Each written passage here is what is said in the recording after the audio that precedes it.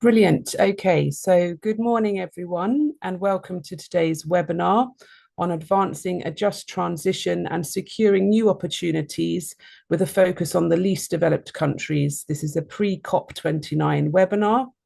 My name is Jodie Keane. I'm a senior research fellow within the International Economic Development Group at ODI, leading work on trade, climate, and development. And I'm really delighted to welcome you all and our esteemed panelists to this important discussion today.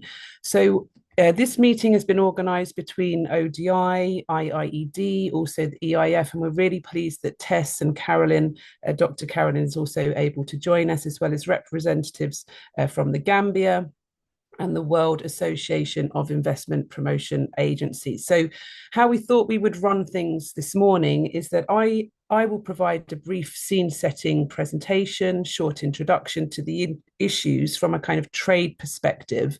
And I'll then pass over to Laura Kelly, who will then intervene and provide a short intervention more from the climate change perspective, based on the work that she's been undertaking with different LDC climate negotiators, and we'll then move into a moderated question and answer, a moderated panel discussion, and then a Q&A session.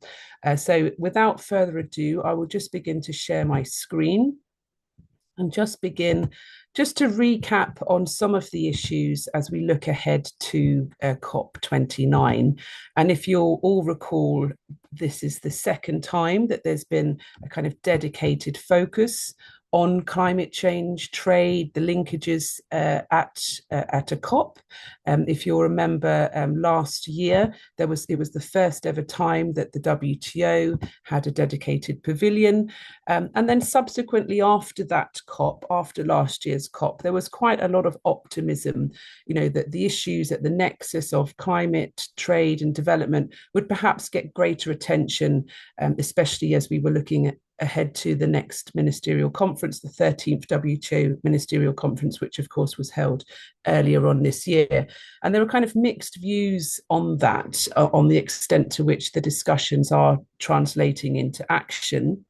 And I'm sure our other speakers will be able to shed light on that as we get into the discussion. But I think what we can see again as we look ahead to this year's COP is that there is a similar push. Just as we saw last time around at COP28, there's a similar push to get unilateral climate measures on the agenda at COP, and we are yet to see the outcomes of this, and how, you know, what may transpire. But I think, you know, certainly since last year's COP and since the concerns have been raised through different fora and so on, we can see that some of the big players are starting to listen. They're starting to adapt their approaches and so on. But I think that there is far more. There's a lot more. There's, you know, countries also need to go much further in this respect. So as we look ahead to COP29, we know that the focus will be on climate finance, on this new collective quantified goal. And I appreciate that Laura will shed more light on this. But I'm just also minded that, you know, at COP29, we also need a much more aggressive emissions reductions, and we need stronger commitments on this front. And I'm trying not to be too disappointed by the kind of news about the election result in the US, but, you know, this is also a big issue as we look ahead to COP. So just to zoom in and just to elaborate a bit on the context as to why this discussion so important for the least developed countries. Obviously, it's a very diverse group. You've got 46 least developed countries, different parts of the world. But overall, the group is characterized by a very, very low share of global trade. And it's been, you know, persistently low, stubbornly low, very, very high concentration in a few number of commodities or services, and many of these are extremely vulnerable both to the physical effects of climate change, but also new unilateral climate measures as well. And we've been highlighting some of the issues, but what we wanted to do in this webinar is also to focus more on some of the opportunities as well. So we can see, and I'm just drawing on the latest UNCTAD LDC report, we can see a very slight uptick in the LDC's share of global FDI, foreign direct investment. And UNCTAD have posited that this is possibly due to targeted climate finance initiatives. But they also do urge some caution because the investments and their potential for spillovers and this kind of broader economic growth, this dynamism, they do urge some caution there. But nonetheless, that is an interesting finding. It's interesting as we look ahead to COP29, which is, of course, all about these linkages between climate finance, investment, and trade. And we know that the least developed countries at the moment, although you have this specialization, a few products, few services, we can see that overall for the group, the share of renewables in terms of electricity production and so on does tend to be higher than the global average. So there is scope for boosts in green trade competitiveness if we can get the right frameworks in place and if this can be recognized as such. We know that there's tremendous population growth, large number of young people under 30 entering the labor market and so on. So there's much scope for optimism as well if we can get, if the right frameworks can be put in place by governments working together.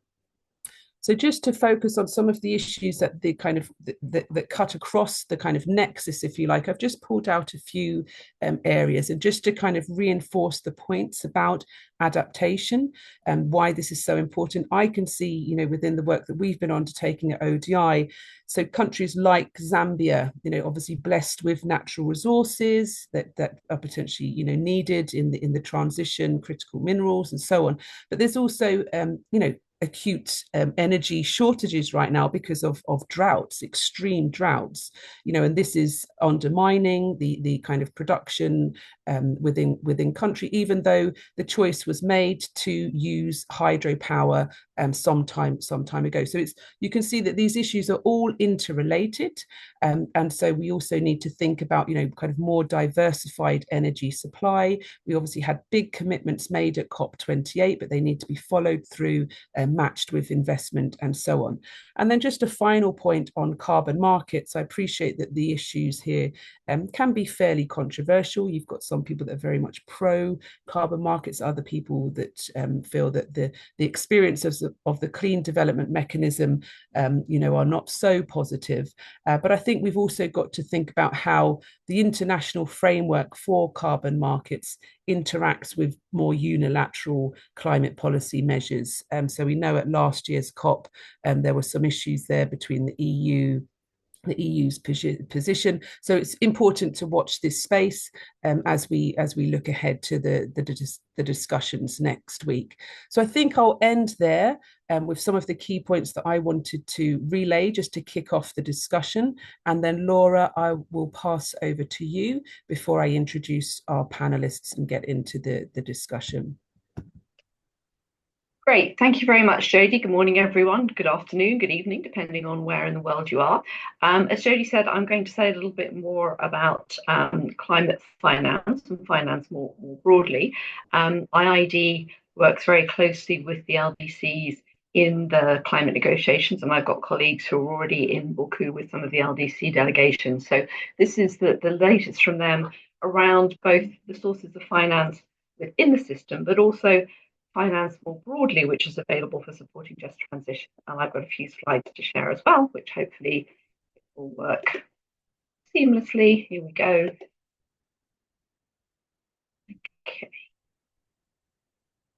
Can everyone see that? Great, thank you. I'm just getting on to presenter mode. Move. Here we go.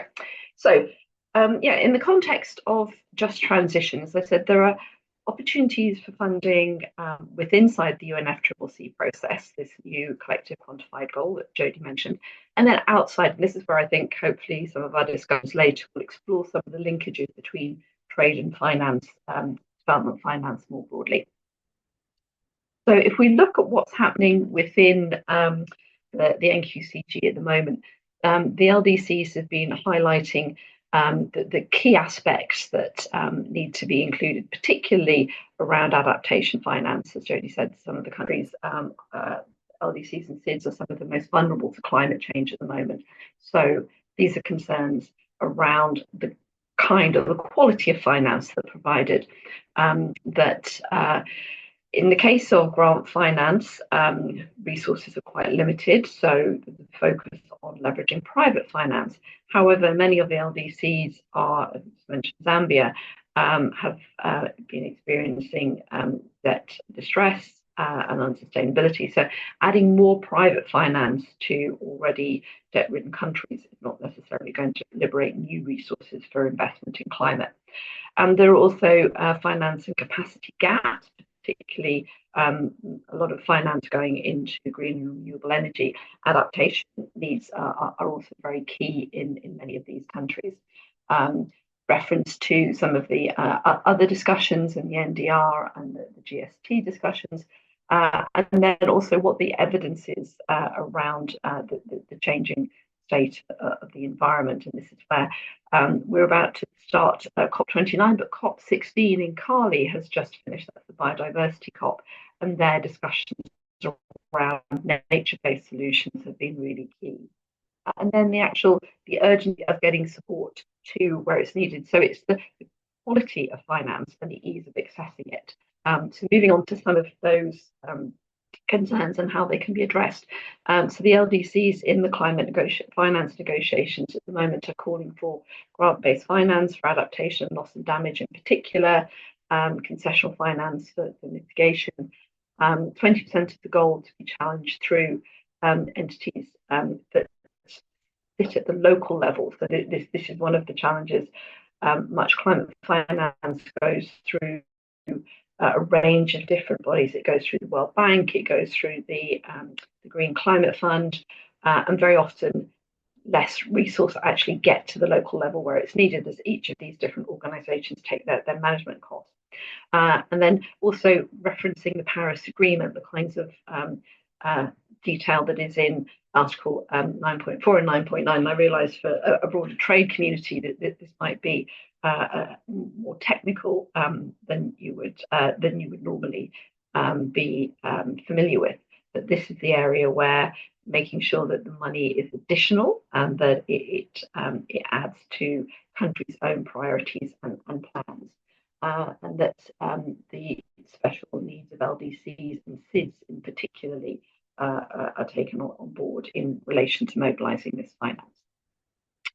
The sorts of areas that we're talking about finance here, I think, have linkages to many of the economic productive sectors in LDCs. So water and sanitation, food, ecosystems, infrastructure, health.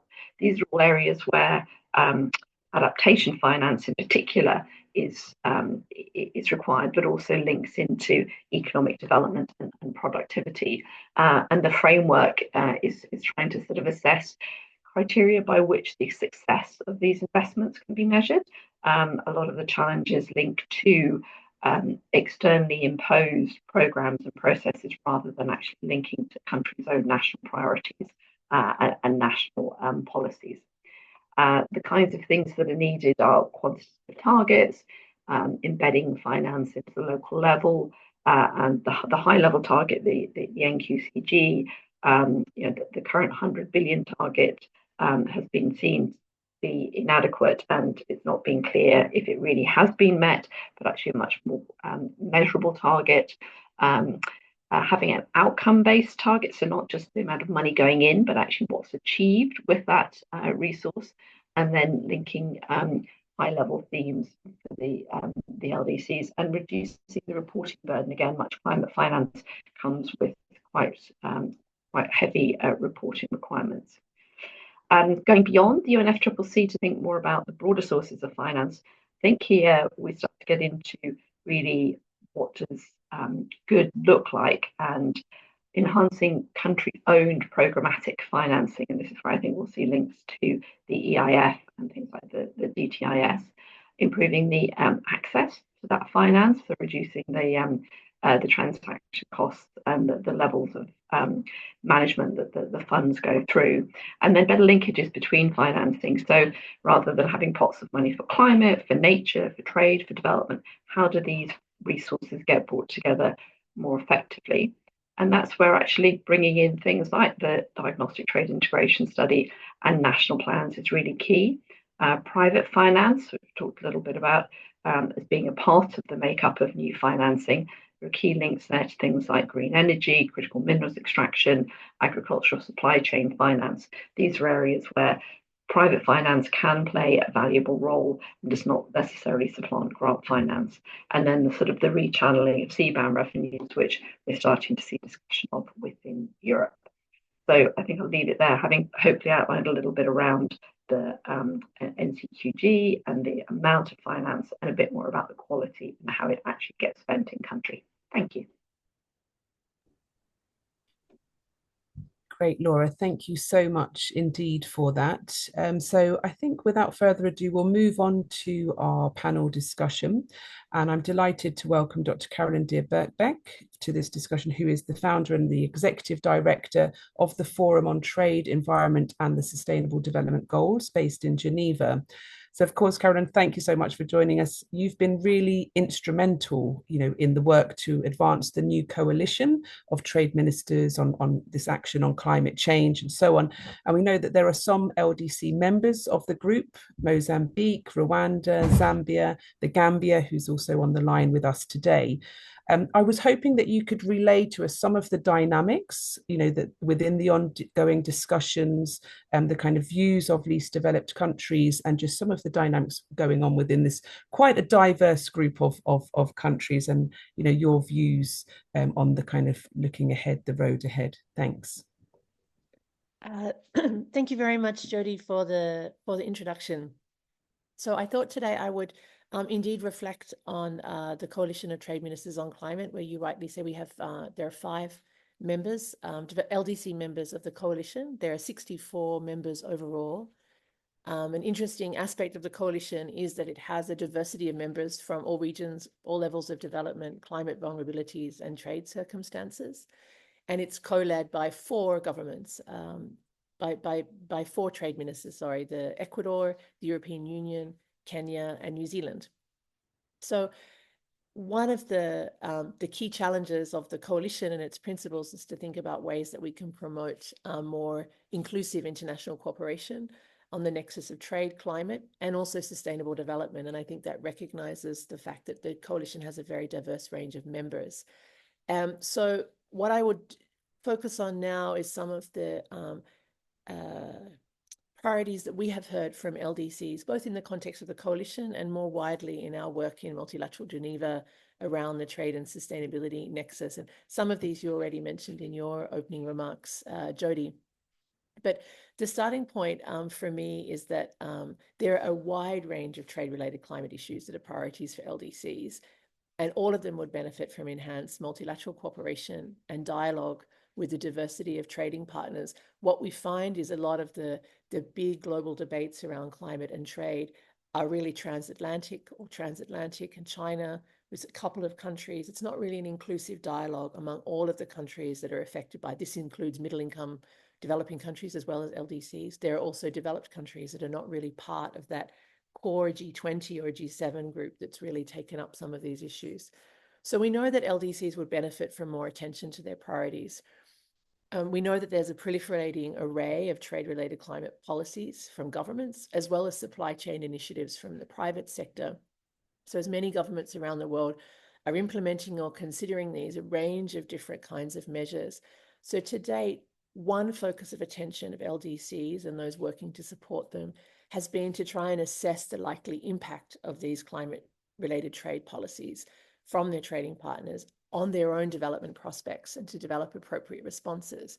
Now, this makes a lot of sense and is important, but it's largely a defensive agenda.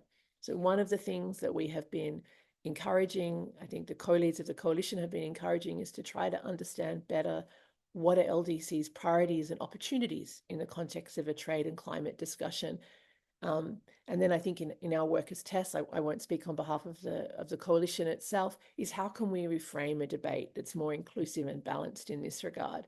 And I think here, what we have heard, and I think both Jodie and Laura this morning have said, is there's some key LDC sort of development imperatives that we need to keep in mind. And 4 of them that I have in mind are building more resilient and diversified economies, ensuring food security, fostering access to clean energy, and adapting to climate impacts and associated loss and damage. So if we say that there may be others, but if these are 4 core sort of development imperatives, the question is, how do we map sort of trade policy and trade policy cooperation on those? And how do we support them to address and advance their priorities in this regard? So one overarching kind of comment is that for LDCs, the transition to a net zero global economy will only be palatable if it also contributes at the same time to structural economic transformation, to poverty reduction, and addresses these imperatives. So we need to think hard about how to ensure that there are economic opportunities for LDCs as we have this global economic transition, and that they're not further marginalized and left behind. And for LDCs, which account for only a very small share of global GHG emissions, we also need to remind ourselves that key priorities on the climate and trade agenda are often less related to mitigation and more related to the adaptation and loss and damage pillars. So let me briefly just highlight 4 of the issues that we, some trade angles on some of these 4 priorities. And then if I have time, I can talk a little bit about the enabling environment. And if there's no time, Jody, just say time to stop and we can move on. I can come back to it later. But in terms of, so 4 priorities. So one is around sort of disaster responses, relief, and climate change adaptation. So we know that LDCs are particularly vulnerable to the whole suite of natural disasters, from droughts, earthquakes, landslides. Well, I mean, earthquakes not climate related, but droughts, storms, landslides, and so on. Their environmental vulnerability is one of the key criteria that defines their status as LDCs. As Jody said, we have, in case of drought, the impacts of the climate crisis, also on energy services critical to production and many sectors. We also know that beyond direct damage to physical capital, such as trade infrastructure, this could be ports, roads, bridges, railways, electricity, warehouses, the harshest impact is often on the most poor and marginalized who don't have a lot of capacity to respond in these situations. We know that key sectors such as agriculture and fisheries, which are really important for livelihoods of millions of people in LDCs, that they are particularly affected by the climate crisis. So trade cooperation in this context is really, really important because LDCs need to have sufficient flexibility and support to recover quickly from trade shocks related to national disasters, which affect their participation in supply chain, their ability to meet contracts, their ability to import certain foods and materials. And they also need the flexibility to respond to some of the balance of payments challenges that arise in that context. To support to finance this kind of trade-related recovery, we also need to connect the dots between trade, debt, and finance, that many developing countries are deeply reliant on trade in order to meet their debt servicing obligations. And so finance is an integral part of enabling their recovery. It's also linked to financing and access to adaptation-related goods, services, and technologies. Many developing countries will benefit from having access to warning systems, water management and conservation systems, climate-resilient infrastructure, and so on, to support the implementation of their national adaptation plans. And there's a role for trade cooperation in ensuring that these are affordable, accessible, and that they can participate in the development of these. In relation to access to clean energy, which is a second priority, we know that more than half the people worldwide without access to electricity live in LDCs. Industrial and commercial consumers in LDCs pay on average twice as much for electricity as in other countries. And the lack of energy for productive purposes undermines the capacity of firms to produce competitively, which limits their ability to grow. And also compounding this is that at a time when there's increased focus on the carbon footprint of internationally traded goods, the lack of clean energy compounds their competitiveness challenges. So in this context, LDCs have much to gain from scaling up clean energy facilities and services. But the challenge they face is attracting the investment in needing, in being able to scale this up and to ensure that technologies and distribution and so on is appropriate to their national needs. Trade and trade policy can play an important role here. I think in our work, what we have learned is that this is not a matter of simply liberalizing trade, because many countries will still lack the kind of finance that is needed to support the investment and to acquire those new technologies. There are also challenges around differences in standards and regulations, they may lack the relevant infrastructure, even if they had access to these goods. And for many countries, they also want to be involved in identifying where possible, if there are ways they can be part of the value chains for these clean energy services, technologies as well. This may be in the area of services, not necessarily in the goods themselves. But so we think there's a lot of scope for a sort of looking at how we can think about partnerships that are around specific projects in particular countries that could involve a range of trade facilitative and trade relevant measures. So we think about a sort of package of cooperation, but certainly trade will have a key role to play in scaling up clean energy access on trade policy. The third area is around food security. We know that in the agricultural sector, trade will play a critical role in offsetting climate-induced shortfalls of production and in securing access to food. So this really points to the need to ensure we have a fair, equitable and open trading system that can limit excessive price volatility, that can ensure food availability and affordability at times of high prices, and that can also stimulate domestic productivity and production and access to markets. Many developing LDCs still face trade distortions in the markets in which they're trying to export. So that's something we can address as well. And the final area in terms of priorities relates to economic diversification. We know that many developing LDCs are highly dependent on commodities exports, and a core priority for them is to enable economic transformation through value addition and diversification. So one of the areas that's key here, it was alluded to before, is around the natural resource endowments that a set of LDCs have in critical minerals that are vital for the green transition. And so here, what we hear for them is this emphasis on their desire to be building and supporting regional value chains, to be part of the co-development upstream or downstream of these critical minerals value chains, so that there's more local value added in their countries, and that they can. This will also require sort of infrastructure, regional infrastructure, and so on along key trade corridors. But the key trade question here is that we really need to think hard about what kinds of green industrial policies that these kinds of countries, LDCs, can pursue in collaboration. This will involve trade, finance, industrial policies in a sort of package. And what that means in terms of their own trade policy agenda, but also what they're calling for at the international level in terms of cooperation around trade to enable them to embark on this value addition. So that's what I see in terms of some of the trade policy priorities. I have another 2 or 3 minutes of comments on the enabling environment, but if you prefer, Jody, I could come back to that later.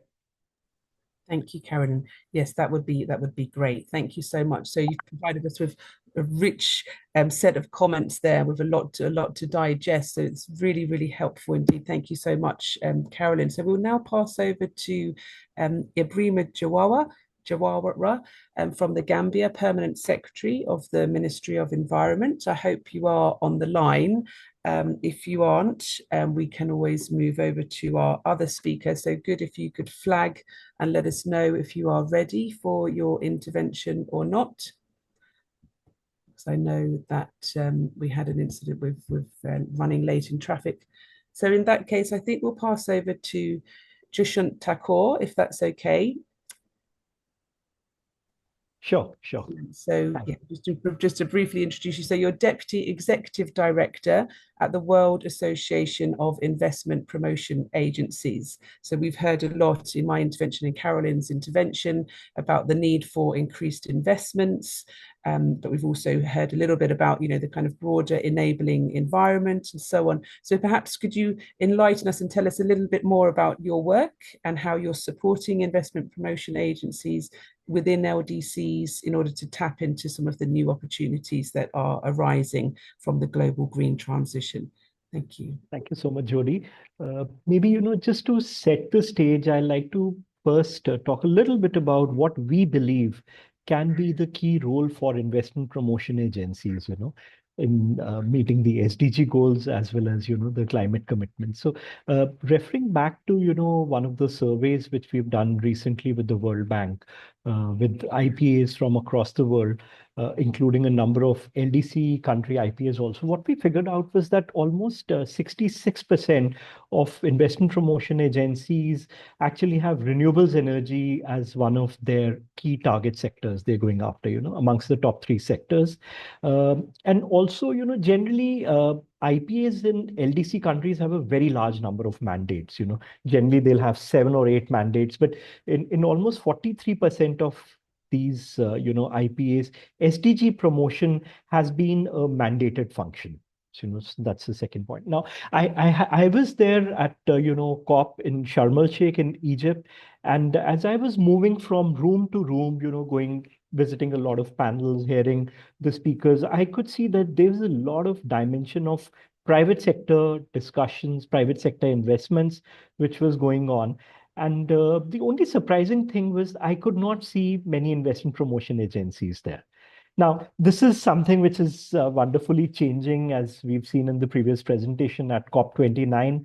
There is going to be the Climate Finance and Finance Investment and Trade Day on 14 November. We're going to be a part of it. And the exemplary work which investment promotion agencies have done in the fight against COVID, we see IPAs actually emerging as very strong pillars, in supporting their governments now in meeting the climate commitments, so that's the first key point. Now, at WIPA, there's been a lot of discussion around the importance of, the whole climate thing relating to LDC. So I'm not going into depth on that, but just as a limited point that, we at WIPA have had a very deep focus on LDC IPAs. I'll talk about 5 or 6 things that we've been doing.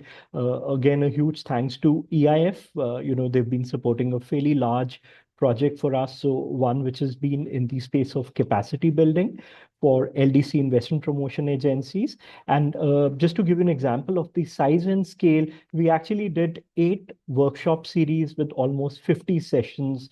And in total, we had around 800 participants, more than half of which were, women. So this is in terms of the scale of capacity building, which has been going on. And then a much more focused project, which we did for Francophone LDC countries. So that's again in the capacity building. Then technical advisory again is the next dimension. And each of these projects you can, climate does come out as one of those key, deliverables. Again, technical advisory projects, we've done it for around 8 countries. And now there are 4 more projects kickstarting, just as we talk. So I'm going to be in Vanuatu next week, which we know is one of the most climate vulnerable places on earth. We're also going to be doing Bangladesh, Malawi, DRC, and climate aspects are a part of these projects also. Third aspect is again, the whole focus on bankable projects. Again, there's the whole lot of talk around the funding, the people with the money saying, we have the money, but where are the projects? Where are the bankable projects? So that's again a very deep area at WIPA we've been focusing on. We've also been talking to a number of the multilateral development banks to kickstart some very large projects in this space. But we've undertaken a number of, again, capacity building sessions on this. We did a few webinars to guide IPOs on how to create bankable projects. My very thought on this is, just copy what other countries have done. As we get deeper into more financing, and maybe later on we can go a little bit into that, but that's again one space. Next, and something which is just coming up in 18 days from now, is the World Investment Conference, which WIPA would be hosting in Riyadh in Saudi Arabia, 25th to 27th November. This comes immediately after COP. So we've included a briefing session on COP. We'll be having sessions by UN FCCC there. There's a huge amount of private sector, a lot of focus on energy there. We're also doing awards where we've got specific focus categories for LDCs, to be given also certain awards. So again, sustainability and these dimensions are what we are sort of bringing out. Again, 2 important initiatives. One is the Climate FDI Coalition, from the World Economic Forum. So WIPA has been a part of it, but also we are looking forward to, managing the secretariat of the Climate FDI Coalition. There've been a few signatories till now, but we are really looking forward to getting a lot of LDC IPAs also signed on it. So that again is one of of the things. The other is that we are supporting the Baku initiative for climate finance, investment and trade, Big Fit. Again, that's happening on 14th November. And one of the key pillars there is attracting climate FDI. So that's something which Viper has been fully supporting. We're also a founding member of WIDA, the World Investment for Development Alliance, which brings together 13 global multilaterals. So there's a few other things, but I think I'll just stop here just to, again, give this limited point. We believe investment promotion agencies can be a very key pillar in helping their countries meet up with their climate commitments. That's one. Number two, WIPA has a very deep focus on LDC IPAs, and we just hope to continue doing that. Thank you. Thank you very much, Dushyant. So that's extremely useful information there as well. There's obviously a lot of activity in this area, which is fabulous to hear. So we'll now pass over to hear from Brima from Ghana, from the Ministry of Environment Permanent Secretary. If you're able to share with us your thoughts, because obviously the Gambia has really made much progress in terms of mainstreaming climate change, and it's got interministerial coordination across trade, climate and finance. And the Gambia is also party both to the initiative that Carolyn is leading, but also the trade and environmental sustainability structured discussions at the WTO, this plurilateral. So obviously the Gambia is, really making great strides on this front. So we'd really like to hear more about the Gambia's experience in joining up some of the dots here, and in terms of what the outlook is from the Gambia as you look forward to COP29.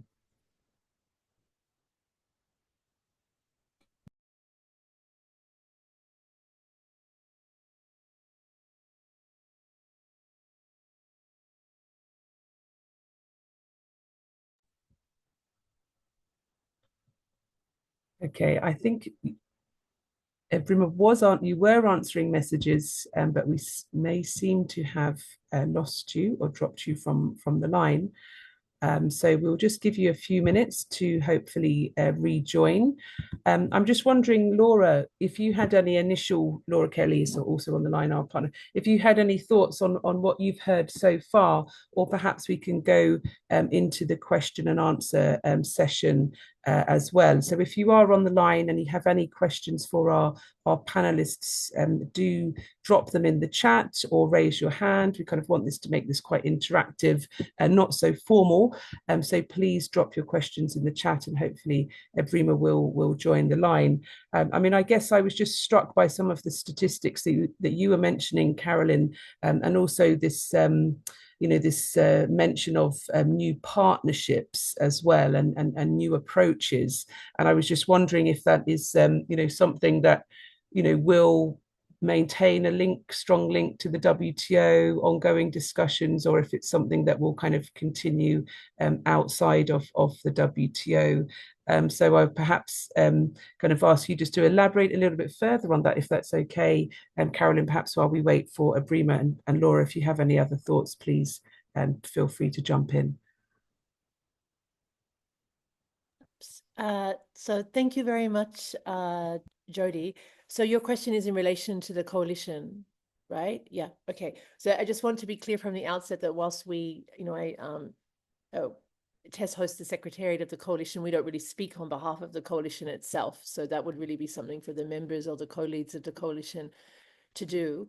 But certainly in the context of the coalition, there's a set of priorities, and one of the 6 core priorities is around sort of building partnerships with the climate community, but also between the trade, finance, and climate communities and the private sector, to see how we can ensure that there's trade cooperation and a trade contribution to the climate agenda.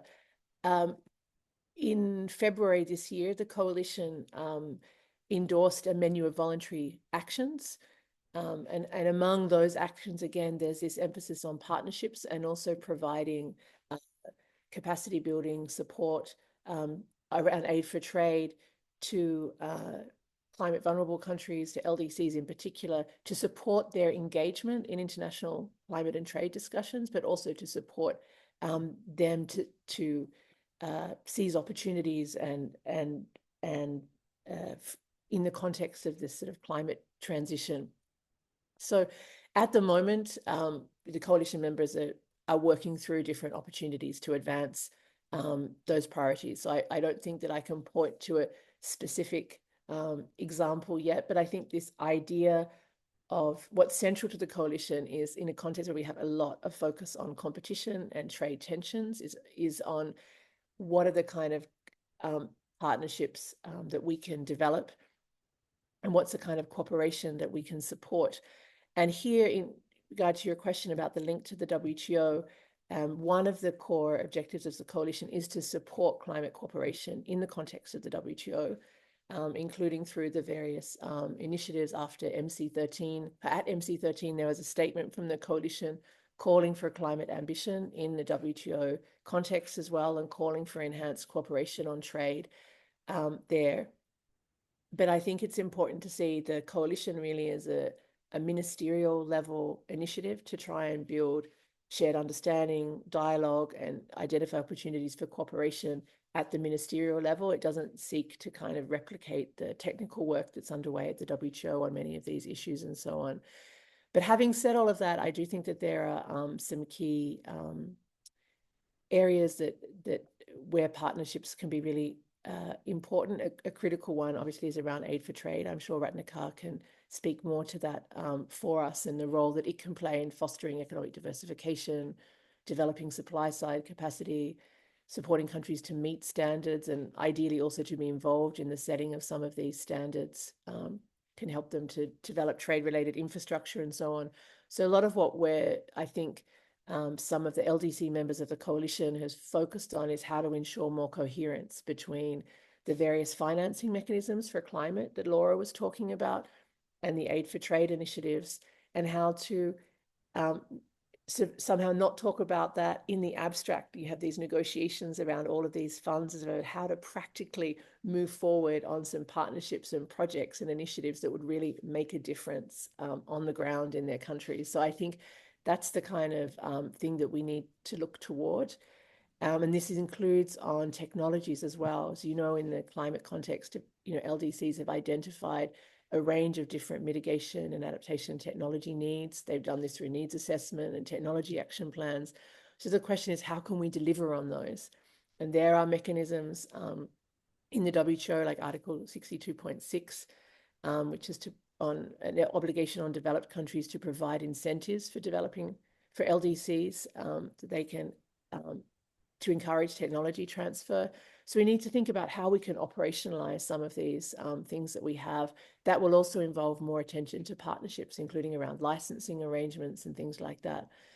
So technology is really important. I think also around another area for partnerships is around trying to find ways that we can have more cooperation around some of the standards and regulations that are being developed, so that these are less developed by one country, one region, and that others are having to sort of respond to them, but to think, how can we more cooperatively develop some of these standards and regulations, and what are some of the guidelines or principles that could inform how these sort of trade-related climate measures are designed. So I think, again, this goes with this spirit of partnership, that we're in the climate crisis response challenge together, and we need to find ways to cooperate economically and through trade in ways that support LDCs reach their own sort of development and climate resilient development goals, so that we need to guard this idea of climate ambition as being extremely important, but also this idea of how can we pursue that in a way that works for LDCs as well. So I think that's the sort of spirit of some of the discussions that we see in the multilateral setting, and also some of the kinds of arguments and perspectives that LDCs have brought to the table in the coalition. I hope that's helpful. Yeah. That's fabulous. And thank you so much, Karen. So great links there as well to the issues around technology transfer. And we know that obviously these issues are becoming much more high profile now, much more attention, which is really, really great. So it's all about this, how to operationalize. So you referred a lot to partnerships, the role of aid for trade, So Ratnika, I hope it's okay. We can call on you to make an intervention within the panel discussion. And if you do, you can also provide closing remarks if you like. But it would be great to hear from you in terms of, how you see the role of aid for trade, for LDCs, engaging with these new emerging issues. Definitely. Can you hear me? I'm also in a country where the internet access is not very stable, so I worry a bit. But then, if it is okay, then I'll go ahead. So, I mean, in relation to aid for trade, this is a very important point. Aid for trade then can do a couple of things, as Caroline mentioned. Clearly. Helping countries to meet the standard is one of them, of course. And this actually, the EIF support that we provide to country is always based on countries' priority. So we'll let the countries decide, whether that's the part of their priority, and if that is their priority, then we jump in and we provide support and quick support. So that's one. The other important aspect I just wanted to highlight is that how aid for trade can be leveraged to mobilize various sources of finance. And this is an area by now we have gathered a lot of experience in. So one thing that can be done is to leverage aid for trade resources for policy making, like in Gambia. I think, Gambia, the PS of Gambia has now joined back. I think he would clarify that matter. So in terms of policy making, we supported the green industrial recovery-focused green industrial development strategy. And in terms of coordination, that's another area where aid for trade can support, is that, to bring the environment community and trade communities together. And this is what had happened in Gambia. The third area where we can support is the development of bankable project. And this is what, this actually relates to what Dushyant was saying. Bankable project can be prepared by countries, and that project can be sold to the private sector or to the public sector, right? So in the case of Gambia, for example, the project that we've supported them with, project preparation grant, just a little, over $100,000 was provided to them. Now they have developed the project, and they have also roped in African Development Bank in order to sort of develop a solid project, and then, to enhance the quality of the project and submit to a Green Climate Fund. And this is a process that is ongoing. Maybe, Secretary Ibrahim would be able to elaborate that on that matter. The other area where, and this actually brings to the question that, Caroline was mentioning, how to leverage aid for trade resources for creating resilient infrastructure. There also we have an experience to share. So what happened back in 2015 was that, the Vanuatu was hit by Cyclone Palm. And then as a result of which the entire seafront was destroyed. And because the seafront was destroyed, they were not receiving any cruise ships. And this has, solid linkage with trade, also export of tourism services, right? So then, what we did was to provide a catalytic support of 3.1 million, and they were able to mobilize additional resources from government of New Zealand, close to 15 million US dollar, and they were able to build now a solid, resilient infrastructure, which cannot be devastated by the kind of cyclone that they faced in 2015, and maybe a bigger cyclone will destroy them, but then they have a solid infrastructure in place. So that is also, and as a result of which, now the cruise ships used to come once a week. Now there are 2 ships coming per week, and that has actually increased the revenue for the tourist, hotels and lodges, hotels and restaurants and other enterprises. But also at the same time, there's a strong backward linkage with the local economy. And then, market mamas are now able to sell their handicrafts and traditional products to the tourists. So that is one area where I want to emphasize. The other area of finance where we haven't discussed much, and you touched upon a bit actually, Jody, and Laura actually touched upon a bit, is this Article 6 mechanism. So there, what we need to be aware of the fact is that, the LDCs have tremendous potential, both in agriculture and forestry sector here, both the voluntary mechanism as well as the CDM. But then the potential is underutilized, and you all mentioned that it is it has not been a successful initiative at all. I mean, because only 400 million have been mobilized so far, and which is actually 1% of the ODA received in 2013. And, if you look at the FDI that LDCs have received, which is 77 times higher, and remittances would be 160 times higher. But then there are three challenges that we need to address, and how aid for trade can be instrumental in supporting these countries to address these challenges is something that we are now working on. So one is there's this concentration. 4 countries, literally Bangladesh, Uganda, Cambodia, and Myanmar account for the 2/3 of CDM carbon revenue received by LDCs. Then there's the issue of capacity. Many countries do not fully appreciate how the mechanism works, and they lack necessary laws and policies.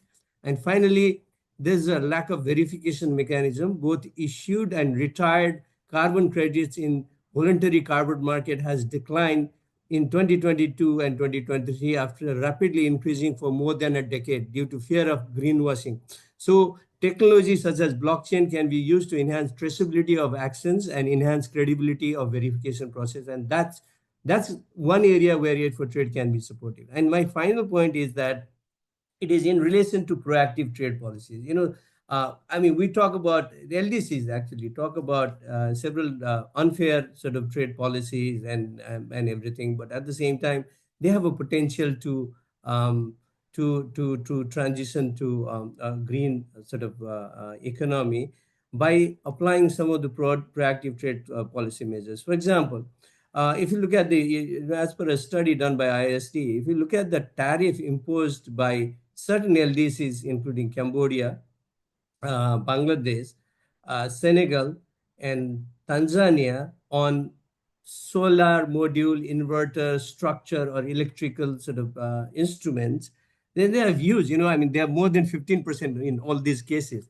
So why should that be the case if you are really there to protect, have a green industrial policy, and you want to protect the domestic industry because they are in a kind of an import competing sector? Then go ahead, I mean, and maintain that tariff. But what we found is that in many of these countries, they don't even produce those products. So why have a high amount of tariff that would curtail the possibility of them moving towards like clean energy future, right? And then it becomes more expensive for consumers, and which may not be able to get the services may not be able to get the enough market share. So these are some of the points for reflection that I just wanted to present here. I hope I made sense. Thanks very much indeed, Ratnika. So some very important points there about the role of aid for trade and this, the principle of country ownership, that the EIF has really at its core. And yeah, I've also kind of run through some of the recent stats on carbon markets and LDCs. I was reading that report also avidly. But I think also what you touched upon is something I've also been discussing with colleagues at ODI is, this use of the term green industrial policy. When is it really green? And so this is also something that I'm glad you also highlighted. So I think we've got the Gambia on the line as well. Abrima, if you're okay to make your intervention, and we'd really like to hear from the Gambia's experiences, obviously being very proactive on this front. How have you achieved this, in terms of your interministerial coordination, and what are you looking for, in terms of the outcomes at COP? It would be great to hear from you. Thanks.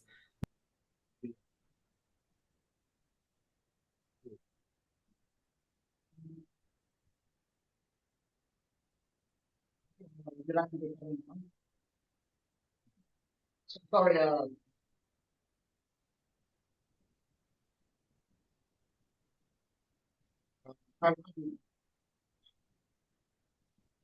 I think we need you to move closer to the microphone.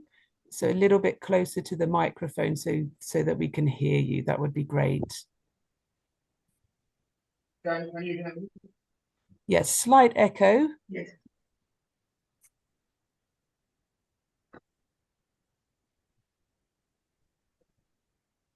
You seem to have lost your sound there now.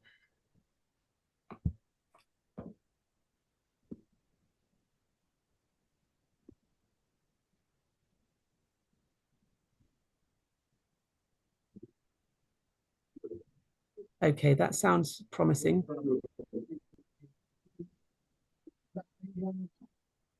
It's still not completely clear at the moment, I'm afraid.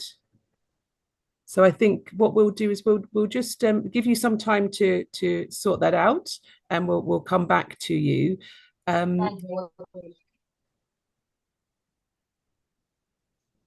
Yeah, I'm afraid the sound quality is a bit of an issue. I'm not sure what we can.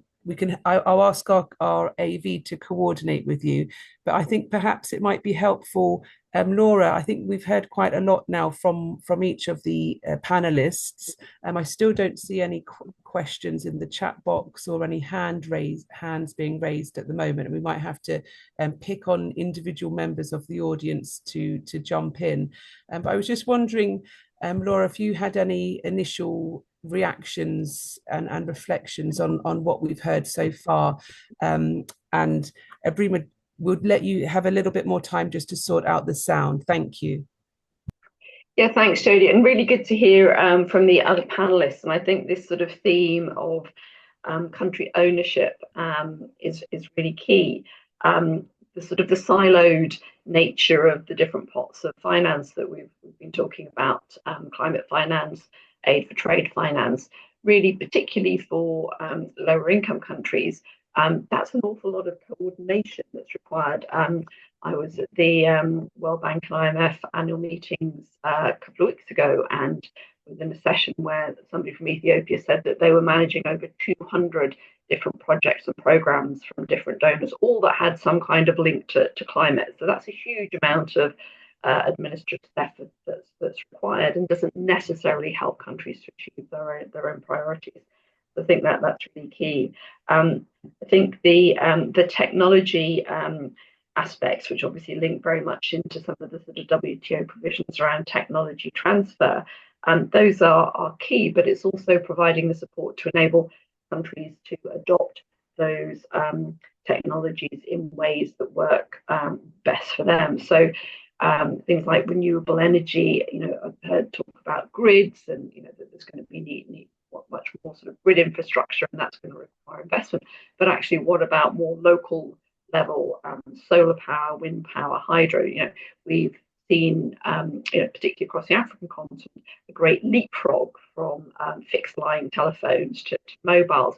Actually, within things like green energy, there's also potential to move to sort of a smaller local level solutions rather than having to put all of this investment into grids. That can also help. Energy is key to sort of productivity. Again, some of the work that we've done in other forums, Jodie, around looking at the green regulations that are coming out of places like the European Union around CSRDD, the deforestation regulation, green production and being able to demonstrate low carbon impacts from production is key in that. And so it will be good to see that that's something that can be supported in a way to help LDCs in particular, their productivity. Do we have Ibrahim back yet? Is the technology working? I don't want to take his time, because it would be really great to hear that perspective. Yes, it would indeed. So I think we're still waiting for the tech issues to be resolved, but I can see we're starting to get some questions in, which is great. I can see Carolyn. Yes, you've got your hand up as well. I'll probably take you first, Carolyn, then we'll move to the Q&A. Sure. I just had a quick, I was just inspired by comments from Ratmika, and I was also thinking about the Gambia example, and also comments from Dushyant as well, because a lot of the comments today have really emphasized this importance of doing the work at home in capital to connect the dots between sort of trade, finance, climate and development ministries, but also with key stakeholders from the private sector who are going to actually implement, and make things move in the country.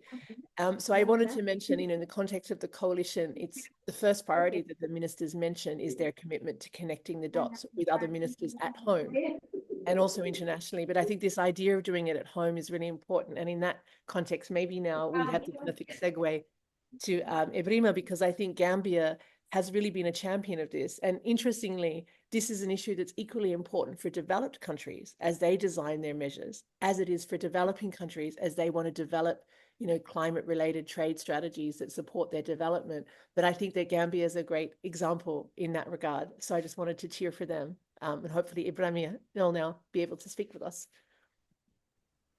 Thank you very much, Carolyn. Indeed, yes, it's about all of those, to some extent, it's also about all of those kind of the conventional, like, making sure there's good trade facilitation, all of that kind of, all of that is still really, really important.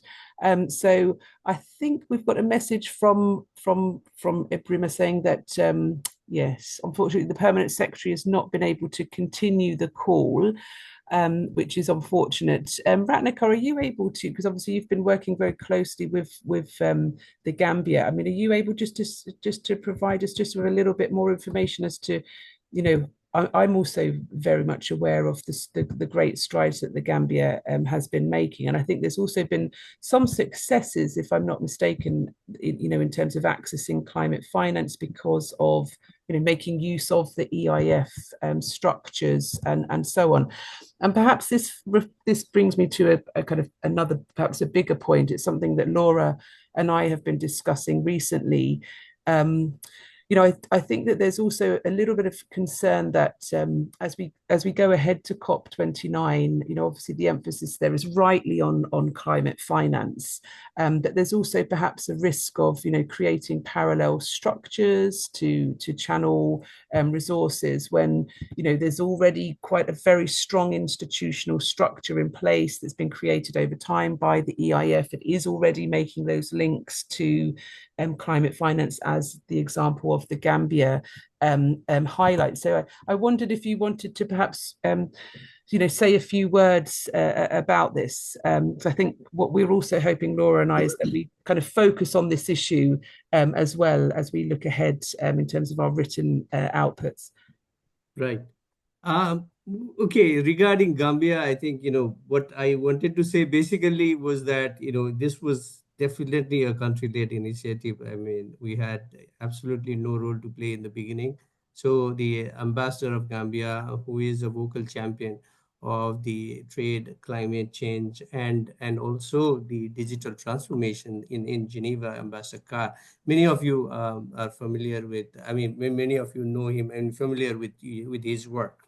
So he actually came up with this idea initially, and he discussed with Capital, and then we moved along, because we at EIF provide support to any kind of innovative ideas coming from country, and we had several kind of instrument or mechanism to support these kind of initiatives in the country. So what we had almost unused mechanism was the project preparation grant.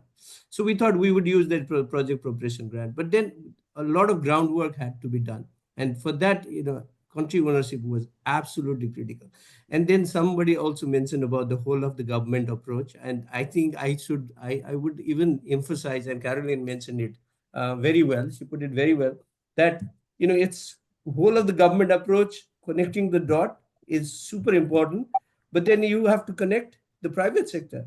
You have to connect the IPAs. I mean, Dushyant was making this, vocal plea as to why it is important for the IPAs to be there on the table in order to sort of, provide support to the government, right? And to the private sector.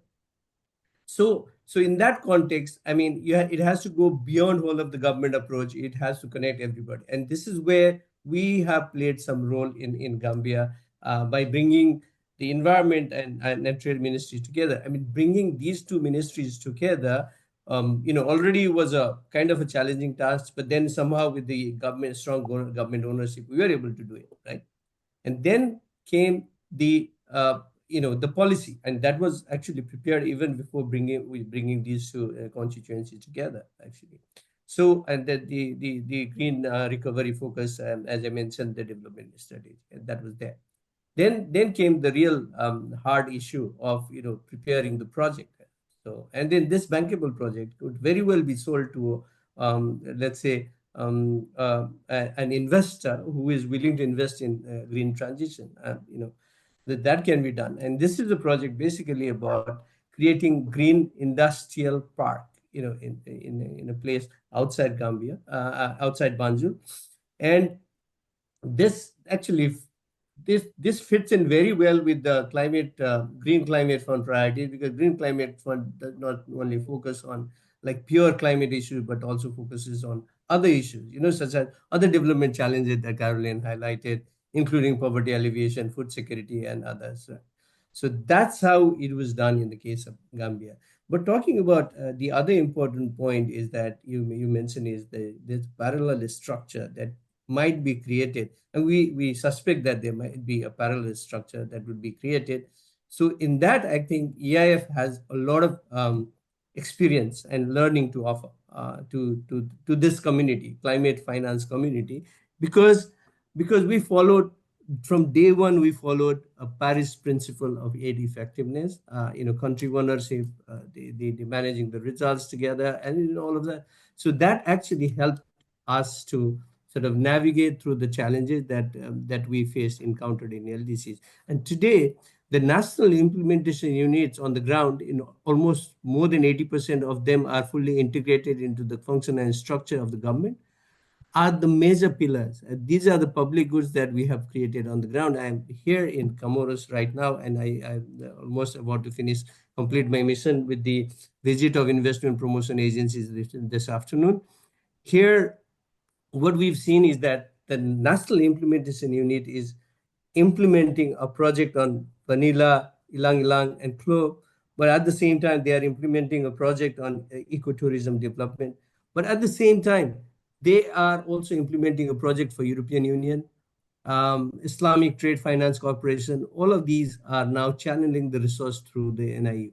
So this kind of a mechanism. And then at the governance structure level, it is also important when we talk about the whole of the governance approach.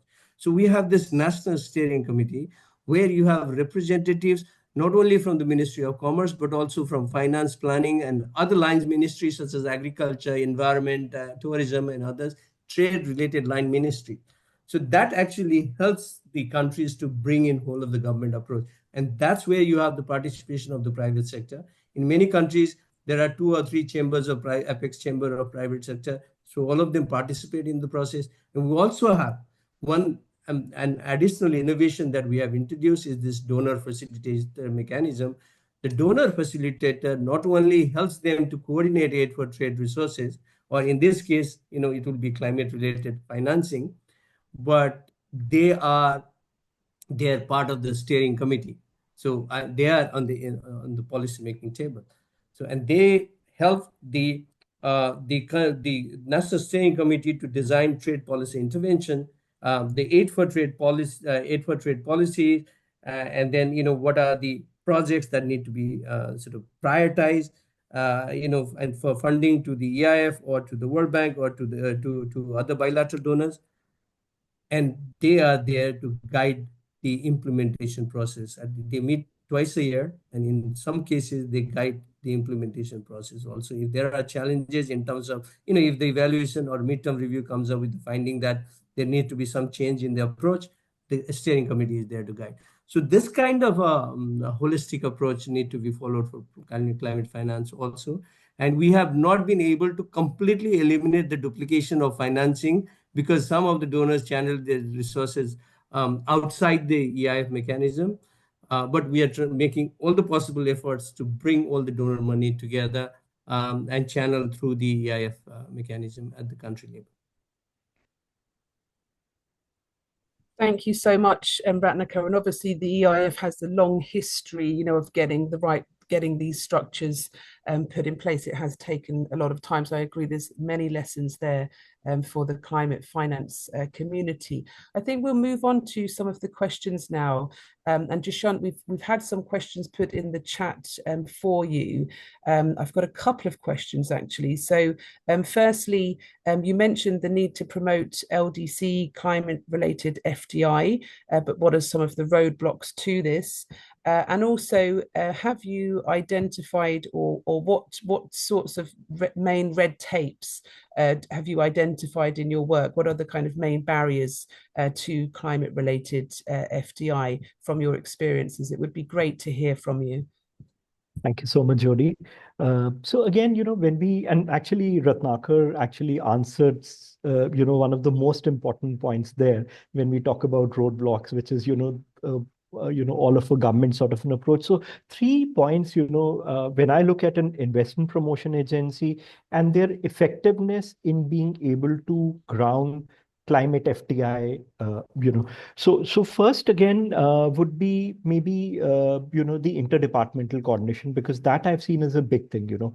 Any project, and I've myself been an IPA practitioner. I've worked with IPAs, done a lot of work with them. But the one common flavor which I see in countries across the world, including developed and developing countries, is the interdepartmental coordination. There are silos between governments, and it takes more than a lot of effort to actually bring these walls down. It takes a lot of innovative approaches to sort of make that happen.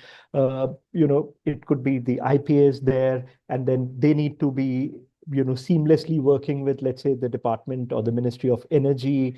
They may need to be working with the taxation departments. And so that's one thing. Single window systems have been sort of effective to an extent, but only where it comes with the right sort of legislation. So, as an investor, I need to be clear about that. Hey, if this is a solar PV project, and if I'm putting in my money, do I get the assurance that, 8 months or 1 year or 2 years down the line, it will be, already operational? So that's one aspect which we've seen. Number two, especially in LDC countries, investment agencies have too many mandates. Small teams, maybe 25, 30 people. But if you remove, some of the admin and other stuff, it's effectively not more than 15, 20 core people in a given team, and they will have around 8 or 9 mandates. They're not only attracting domestic investments and foreign investments, but they may also be looking after trade and whole lot of other mandates like industrial areas, zones, and all of that stuff. So that's third is, climate again is a very technical sort of an area. Now, so obviously there are multiple ways that the investment agency gains that knowledge. Either it has to be very seamlessly working with the other departments, which are experts at these technical areas, or gaining this expertise within the team. So again, that's a problem which we've seen, that there's not enough depth, the depth to which would actually be required. We've talked about bankable projects and all of those things. And again, that's where it comes down to. These are really getting very technical in nature. Until the time the understanding is not there, one will not be very successful on it. So that would be my quick answer on the roadblocks point. Thanks very much, Dushyant. So it also raises the issues around the kind of scale of the market, the scale of the projects as well, which is also a big issue for kind of small economies. So I think we hopefully have the Gambia back on the line. So I think we would like to just pass the floor. I think you're joining on the link, Sambo. So if you are on the line, Gambia, please feel free to unmute yourself, and we would love to hear from you, please. Okay. Thank you so much for giving me this opportunity to speak. I hope you can hear me. Clearly. Yeah. So unfortunately, I first have to apologize for the peers not being able to join the call because of tech issues. And I hope he'll be able to share with you some information, hopefully. So for me, actually, what I wanted to share with you is that at country level, as earlier stated, the Gambia is doing a lot in terms of climate finance, designing the architecture to make sure that we actually implement climate change projects in the country, given that there is need for countries to report based on transparency. So at country level, the country have just established at the Ministry of Finance, there is a Directorate of Climate Finance that has just been established, newly established at the Ministry of Finance, headed by a director. We hope to bring in more experts to be part of that unit. And also in terms of collaboration with other ministries and other institutions in the country, there is what is called the National Climate Change Policy. And in that policy, there are different working groups. We have the Interministerial Committee on Climate Change. We have the National Climate Change Council headed by the president, and we have the National Climate Change Committee, where we have representatives from different various ministries, where we have our respective focal points in all these ministries who will normally represent their institutions to discuss climate change issues. And this includes the Ministry of Trade. I actually tried to contact them to join the call, but unfortunately I was not able to reach them, because it would have been very nice to also hear from them, being the ministry that is responsible for trade issues in the country. So I thought it wise to also share some of this information with you. But as far as the Gambia is concerned, there is a lot of work that is done, and I just also want to appreciate the effort and the support from IIED. Recently in the Gambia, we have a project that is funded, that is supported by IIED. That is the Live AR project. This is Least Developed Countries Initiative for Effective Adaptation and Resilience. This project, I would like to inform you that we are doing a lot in terms of engaging communities, because what we've observed is that most of the funds that goes into climate finance, it is observed that almost 80% of the project don't actually reach the communities. And so this Live AR project is here to ensure that 70% of the climate change funds reach local communities, because they are the beneficiaries of these funds. And therefore, in order to reduce bureaucracy in terms of withdrawals, and all these administrative challenges, this Live AR project is being implemented in the Gambia, where there is that direct engagement with the beneficiaries. The funds are not directly managed by the government. We have a private institution that is managing these funds. And when it comes to giving approvals for withdrawals, even though there is due diligence, but we just want to minimize the bureaucracy as much as possible to ensure that the funds are released as quickly as possible, to make sure that the affected communities don't have issues implementing these climate change projects in their respective communities. And the most interesting part of it is that the community members are also engaged. They are involved in this process. So it's not like people come in and then reporting on their behalf when they are not involved. So these communities, there's community outreach, the design process, the community members are, they are engaged, they share their views. The ministry also tries to engage them to see what are the best approaches that could be used in solving their problems, and not just the ministry sitting at one place and then just deciding for them. So there is this community engagement and involvement in the implementation phase. So this is, to us, this is definitely a right step in the right direction. It's definitely changing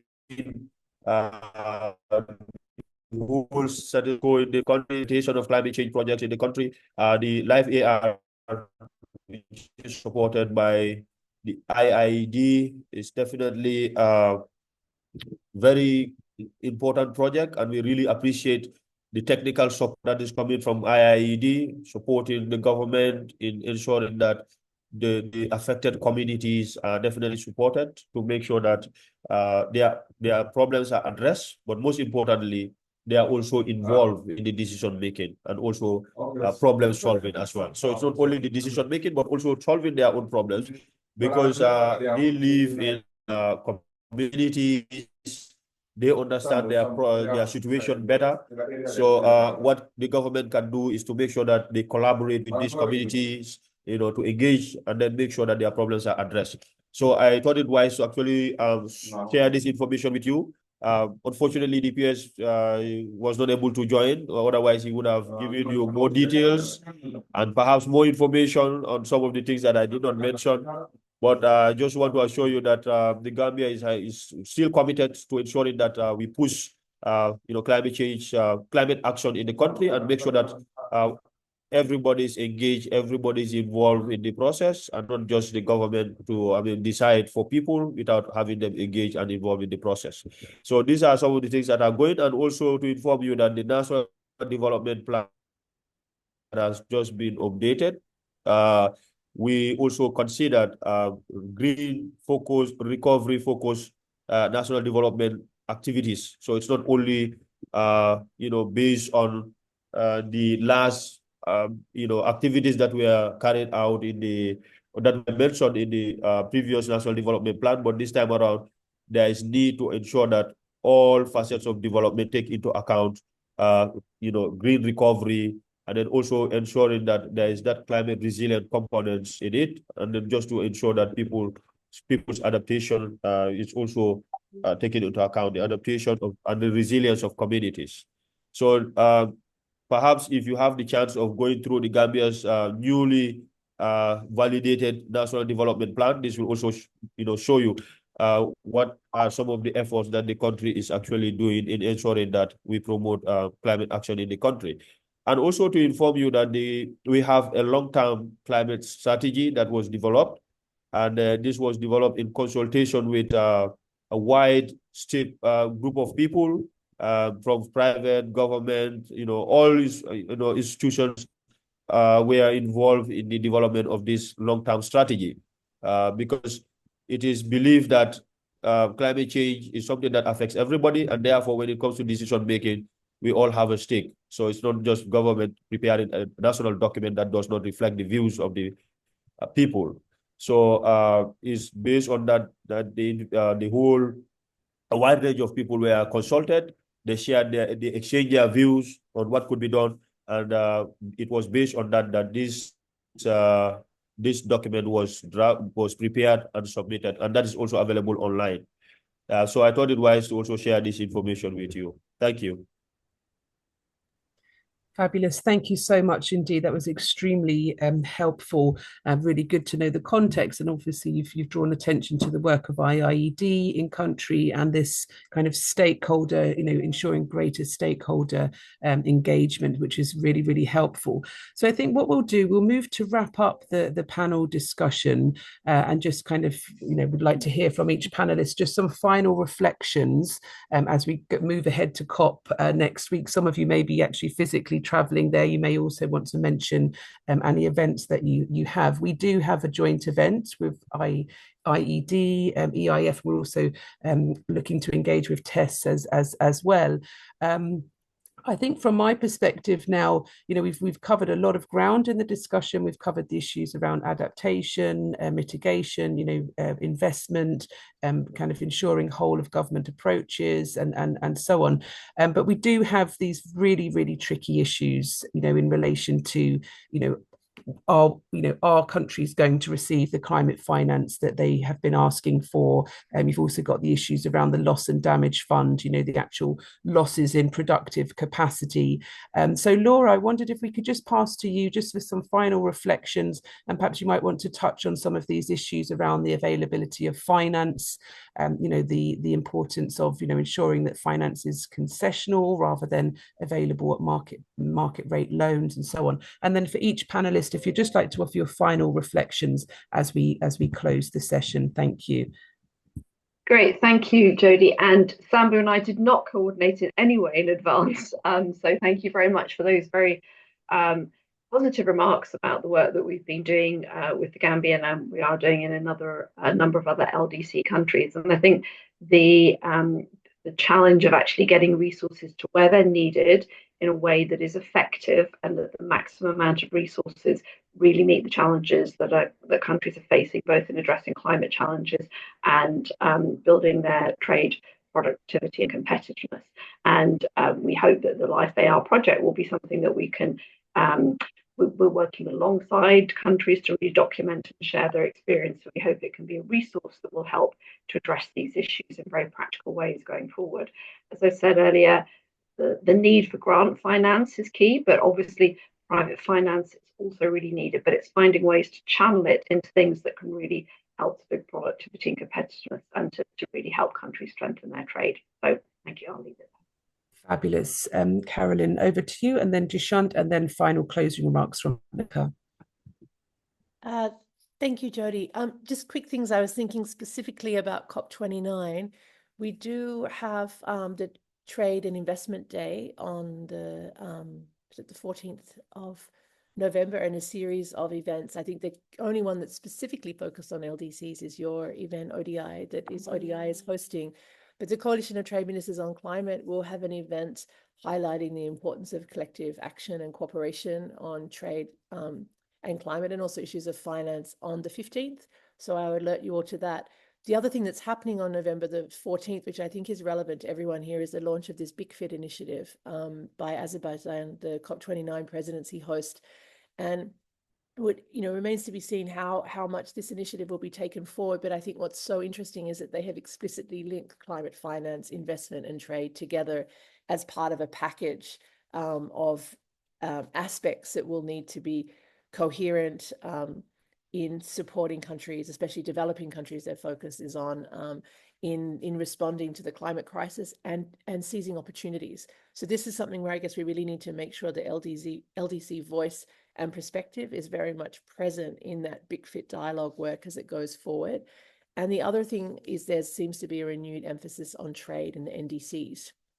And here I think a key issue to consider is how we can think about trade and LDCs in the context of NDCs from LDCs, is what kind of trade cooperation is needed. Because it's not just about what they can do with their trade policies, but what they need to see from trading partners in order to be able to harness some opportunities from trade. And so here I think that's where that link with aid for trade is really, really important. But again, also with trading partners as well, what they need to see in terms of an enabling environment in order for them to be able to meet their NDCs and their wider development goals. Brilliant. Thank you so much, Carolyn. So Dushyant, over to you for your final reflections, please, and then Ratnaka. Thanks again. Starting from COP29, it's wonderful that, there's this focus day on finance, investment, and trade, which is being made. I believe it's a wonderful time for LDCs and also the investment agencies in LDCs. I would say the next 2021 days to 2030. There's been a lot of talk around bankable projects. If they can be good bankable projects, prepared by LDCs, in I would say in the next 2 to 3 years, then each of the funding sources, all the multilateral development banks, a number of them are back on the drawing board, and the way they are getting sort of restructured, there's going to be obviously an increase in money which can feed back into LDC countries. But each of the other categories, be it DFIs, MDBs, sovereign wealth funds, bilateral aid agencies, there's obviously these specialized climate finance, initiatives, blended instruments. So there's a lot of, they're good projects, there's a lot of money available out there for LDCs. I'll just stop here. Fabulous. Very good to end on a more positive, upbeat note. And so Ratnaka, over to you for final closing remarks. Thank you.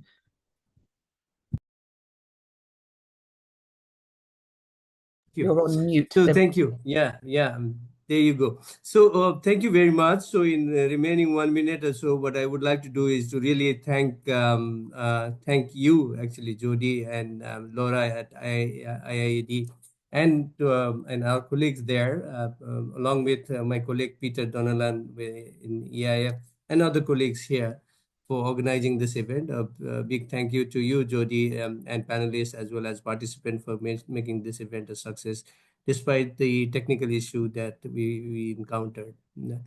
We'll continue to work to support LDC members in advancing their trade and development interests, securing new trade and investment opportunities. We'll be present at COP29 and look forward to continuing our engagement on this front.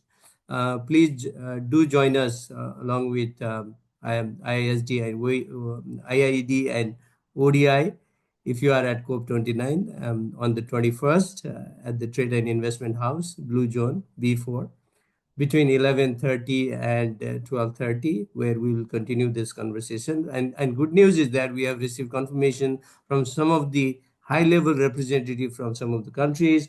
So we've received confirmation from the Environment Minister of Sweden, We've received confirmation from the Environment Minister of Gambia as well as Zambia. And possibly we are also waiting confirmation from the Minister of Laupedia.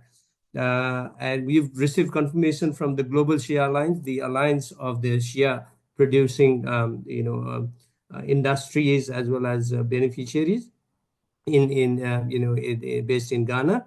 And then the session will be moderated by a representative of ODI. So look forward to your active engagement and participation there, if at all you are going to be there. And I thank you everyone for your participation. Brilliant. So look forward to continuing this discussion with you all over the coming weeks and months and years. So thank you so much, everyone. We will end the call and end the webinar now. Thank you.